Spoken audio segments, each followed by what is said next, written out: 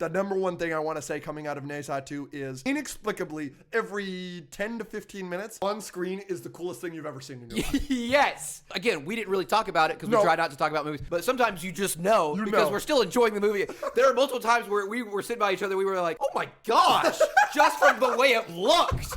One time you were like, something happens and it's slow-mo and it looks like a picture perfect, whatever. Amazing. And you're just like, and you just went, that's the freaking coolest thing I've ever seen. It's ridiculous. I assume going into it, you can kind of know that because it's dragons and it's gods and it's this and that. But like, there is a tree dragon in this movie. It's a wood dragon. Yes. It's literally the coolest thing you've ever seen in your life. There's one, it like pops up in the smoke and like, it was actually kind of terrifying for a second. And by the way, that's a 2-second scene. Yeah. Like, and it never comes back in the movie. And speaking of the tree at the end that's made up of the bubble people, not going to say anything else. That's the scene where I said, well, that's the coolest thing I've ever seen in my life. And then the fight scenes are just, there's like, they cooked so hard they didn't have to. Spectacularly choreographed. Yeah, the choreography. I've always said that some of my favorite fights are the Kung Fu Panda fights. Yes. Because they flow and it's fun and they're doing crazy stuff. They did this on almost on steroids. Times a million, correct. There is a scene where like, again, not to spoil it too much, but like they're fighting with a sword with their feet. We both went, oh, awesome. I was hyped. But here we go. We're talking about how awesome this movie is. We're talking about how every other scene is the coolest thing you've ever seen. And we're talking about the fight scenes and this and that. Guess what? Whole lot of substance, baby. I cried. Did you cry? I teared up. Yeah. And I think if I watch it again, I think I'll cry. Amazing. Yeah. I could not have cared less about these characters in the first one. And I cared so much in the second one. Yep. I wasn't bawling, but I was crying. We reserved, 10, 15 minutes of this episode for this. Here we are coming up on, we're going to talk about this movie for 30 minutes, which is ridiculous. It's ridiculous. Yeah, we laughed, cried, we got hyped, like everything that a movie could and should do. I'm going to see it again. That was another thing. I was watching it, I was like, I'd totally be fine watching this again. And it's 2.5 hours, and again, the first one sucks balls. Crazy. I couldn't, we were sitting there, and I've got a headache because we're watching it in 3D. I woke up late, so I didn't eat breakfast. I had every right going into this movie to hate this movie. I adored it. So I just got home from seeing a movie called哪吒, a Chinese film, and oh my God. Who makes films, like animated films? Like, y'all better get y'all money. Like, get y'all money. What? Oh, and the third act, the fight scenes, the emotional beats. Perfection. Perfection. Go to your theater yesterday and watch that damn movie. It's perfection. Okay, so we all know about this character, right?哪吒 2 is nothing short of a revelation, a film that redefines what animation can be. It's easily the best animated film I've ever seen, and I am not being hyperbolic when I say that, and it's no wonder it's already shattered box office records in China before even hitting international screens. By now, you probably heard that this film beat Inside Out 2, becoming the highest grossing animated film in history. I gave it a 4 out of 5 on my first watch through last week. I want to see it a second time. I think I'll enjoy it just as much, but honestly, this is a really good film.哪吒 2 is about to cross $2 billion and very likely will end up somewhere in the top 5 highest grossing movies of all time. So I'm just curious, have you seen this movie at all? Wait, so哪吒 2 just became the highest grossing animated movie in the world. But does it actually live up to the hype, or is it another overblown box office hit?哪吒is a hit in China, with it being its country's largest and highest grossing animated film. So this sequel had a lot to live up to, and somehow it exceeded expectations. Without a doubt, this is the best animation I have seen in my entire life. The action sequences put even some live action movies to shame, and it has an emotional depth that even a cold-hearted person like me started to feel something watching this movie. This animated movie is close to earning $2 billion and has already become the highest grossing animated movie of all time. It's titled哪吒 2, and I'm pretty sure I pronounced that wrong, but I saw the movie and I'm here to say that it's one of the most action-packed and beautifully animated movies I have ever seen. Chinese mythology lore is crazy complex with no clear indications of who are the good guys and who are the bad guys, and哪吒 2 is based on those stories, and it's equally as complex and as exciting as its source material. But the bread and butter of the film is its action, because there are so many action scenes with so many creative uses of powers and abilities, truly something unique that most people have never seen in any animated movie. There are shape-shifting demons, angelic beings who can fire 1,000 arrows with their hands that are cloned out of magic dust, and dragons, crazy dragons that can teleport with their claws and shapeshift into these beautiful humans. I love anything dragons, and the dragons in this movie are so beautifully designed. Along with the voice acting performances, they fit the characters so well and they have just so much personality. There's a sequence when the protagonist goes to a celestial place above the heavens where everything is white and beautiful and clean and everything's made out of this white jade, obviously meant to look very heavenly, and I'm telling you, every single frame looks like it belongs in a museum,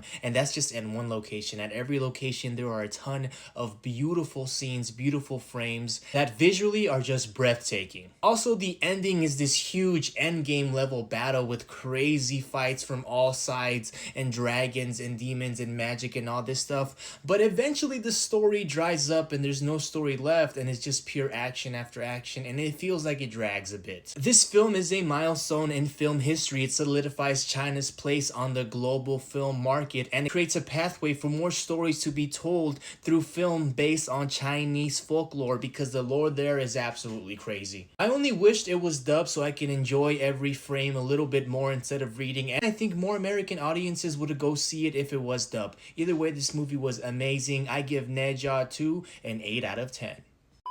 This is now the highest grossing animated movie of all time. It just surpassed Inside Out 2. I saw it and it's amazing and I want to tell you about it. It's one of the most insane animated shots I have seen in a long time. The color and the lighting and the movement and the character designs, like all of the animation in this is just spectacular. And then, like I said, there's the action sequences, and these action sequences hit hard.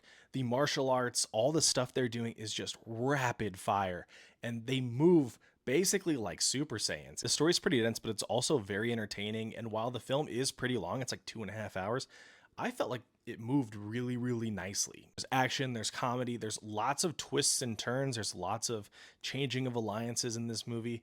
It's really fully formed. But the final act of this movie is so bonkers awesome. Like, I just loved how this movie concluded. I had a blast, and I cannot wait for哪吒 3. I do still need to watch the first one, but I'm really looking forward to now being able to see like all 3 of these movies. Rating wise, I gave this movie 4 out of 5 stars, with maybe the potential for this increasing after I watch the first movie to see if that kind of changes things. If you've seen哪吒 2, or if you end up seeing it, let me know your thoughts in the comments. So last night I checked out哪吒 2 at my local theater, and I kind of just wanted to talk about the experience a little bit. And when I spent most of my day off yesterday kind of going back and forth if I was going to go check this one out, and I kept checking the show times and they were like all sold out, which is really not common for my local theater. I don't live near a metropolitan area, near a city or anything like that, quite far from it, to be honest with you. In fact, I was quite surprised that my theater even got this movie to begin with, let alone to be checking showtimes that were 2, 3, 4, 5 hours out and they were getting sold out. Because I went to this movie at 9 o'clock on a Sunday in a theater that traditionally is not very busy, and even my showtime was completely sold out. This movie is 2.5 hours long, and people were bringing their families to this movie at 9 p.m. I didn't get out until almost midnight. That should give you some indication as to how big this movie is. Now, to talk about the movie, it's pretty great. Much like the first one, in a lot of foreign films, there is a lot of mythology and legends and stuff that are probably commonplace and common knowledge in China that aren't over here in America. And that can be an issue here and there, but not really, because I'll word it like this. There are times where I might not have understood exactly how something was happening, maybe even why certain things were happening, but I always understood what was happening. I could follow the story. That's the best way I can word it. I think it improves on everything from the first movie. It's darker, it's more serious, more adult, and the animation has come a long way. I think it's on par with anything that we're doing here in the States, really, as far as animation goes. Stylistically, it reminds me kind of Rise of the Guardians, if you've seen that movie. But I think we've come a long way even since that. It's a lot more detailed. The particles of water in the ocean, the scales on the dragons, the flame effects, all really rendered very well. And I can't really praise the action scenes enough either. The choreography with the fights, everything's really cool. Like, just really cool to see, especially on the big screen. That leads me into my next point, which is the action of the finale. I mean, the finale of this movie is just awesome. It's like 40 to 45 minutes of a just battle, almost nonstop. Really, really cool. Reminds me at times of like Final Fantasy Advent Children, if you've seen it. You know, fights in the air and elements and stuff. Dragon Ball-esque even at times. Really, really cool. I was really engaged at the end of this movie. I think if you have the chance to go see this in theaters, you should. I think you should see the first one if you can. There is a tiny recap of the first one in the beginning, but I still think you should watch the first one. Just keep in mind while you're watching it that this movie is definitely more mature, and the sequel, I mean, and it's a much better film. So, you know, keep that in mind. What a great experience. I really am glad I decided to go.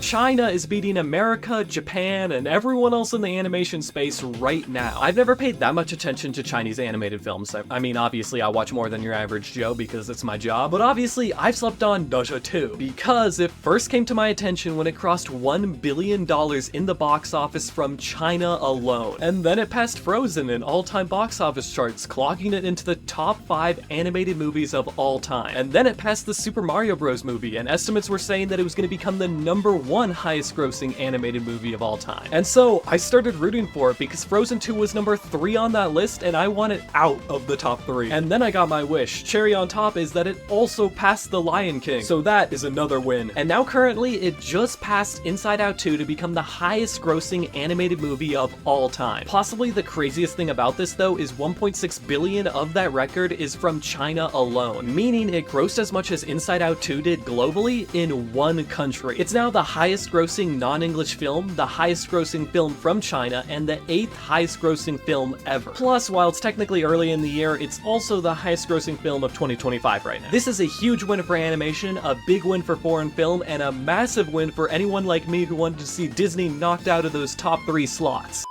So the reviews are now out for Disney's live-action Snow White. I got to see the movie last night, and let me tell you why people aren't exactly loving it. I just got out of watching the, for some reason, highly controversial Snow White adaptation, and I'm of two minds about it. On one hand, I think from like a child's perspective, considering the reactions I could hear from kids in the screening, probably delivers on being an entertaining film. There were giggles, there were gasps, and a few moments where the younger audience members seemed genuinely invested. If that's all that matters to you, if you're just looking for something to throw on for a kid who enjoys bright colors, songs, and fantasy, then honestly, you can click off right now, because from the perspective of a dude in his 30s who has actually liked or even loved some of these live action Disney adaptations, this one, it isn't great. But even within the Disney Channel category, I'd still say this Snow White would be near the lower end. This movie isn't without its moments, despite what the internet has to say about her. Rachel Zegler does inject some heart into the role. Easily the best part of the film. There are a couple of musical numbers that are genuinely enjoyable, and I do appreciate that the movie tries to expand upon the original instead of just, you know, being a shot-for-shot remake. However, that attempt at reinvention leads to the film running into conflicting terrain. It takes itself way too seriously at times while simultaneously trying to carve out its own identity, yet it still feels bogged down by the need to hit like requisite beats from the OG. It's a movie that doesn't flow well. It's clunky, tonally inconsistent, it's annoying at times, and it's visually uninspired. Speaking of visuals, none of it feels real. It just looks fake. Story-wise, the movie needed strong execution of world building, especially with the changes they attempted, but everything feels half-cooked and or hollow. Felt like it was like lacking in budget or something. The dwarves, A lot of people started laughing when they showed up because they just don't look good. They don't look good. I won't go as far as to say they were like unbearable portrayals or something. Dopey in particular had some genuinely enjoyable moments. I kind of felt like they didn't originally want them in this movie. Then there's Gal Gadot. Listen, she's trying. She really is, but I wouldn't be surprised if come award season she gets a Razzie nomination thrown her way. That being said, I still, I had fun watching her, just maybe not for the reasons the movie intended. Ultimately, Snow White, it isn't the disaster the internet was hyping it up to be, but it's not good either. It's clunky, it's uninspired adaptation that has a few redeeming qualities, but it fails to justify its own existence. I wouldn't rush to the theaters for this one. I'd say maybe wait for Disney Plus. Maybe.